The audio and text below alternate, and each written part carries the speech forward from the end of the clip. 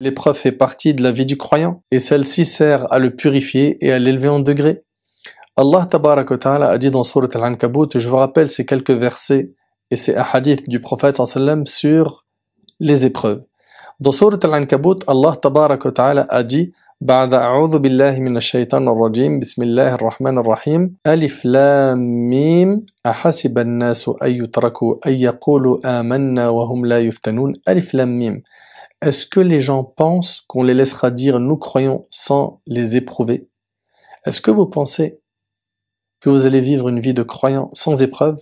C'est pas possible. Allah tabarak wa ta'ala dit également dans Sourate Al-Baqarah Am hasibtum an tadkhulul al-jannah wa lamma ya'tikum mathalul ladhina khalaw min qablikum massathumul ba'sa wad-dharra wa zulzilu hatta yaqula ar-rasulu wal ladhina amanu ma'ah mata nasrullah ala inna nasrallahi qarib. Allah Azza wa Jalla nous dit pensez-vous entrer au paradis alors que vous n'avez pas encore subi des épreuves semblables à celles que subirent ceux qui vécurent avant vous?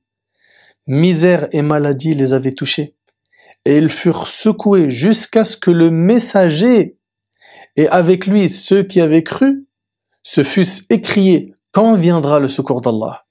Quoi?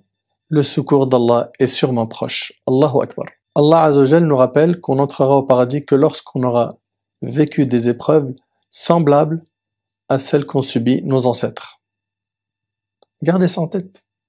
Cette vie, sa base, c'est l'épreuve. Et gardez également en tête qu'Allah tabaraka wa ta'ala ne fait jamais porter une charge au-dessus de la capacité d'une personne. C'est-à-dire que si t'a fait porter telle ou telle épreuve, c'est que tu as la capacité de la supporter.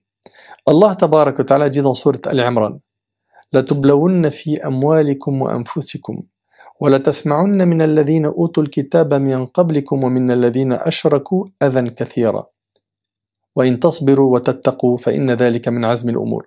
Certes, vous serez éprouvés dans vos biens et vos personnes.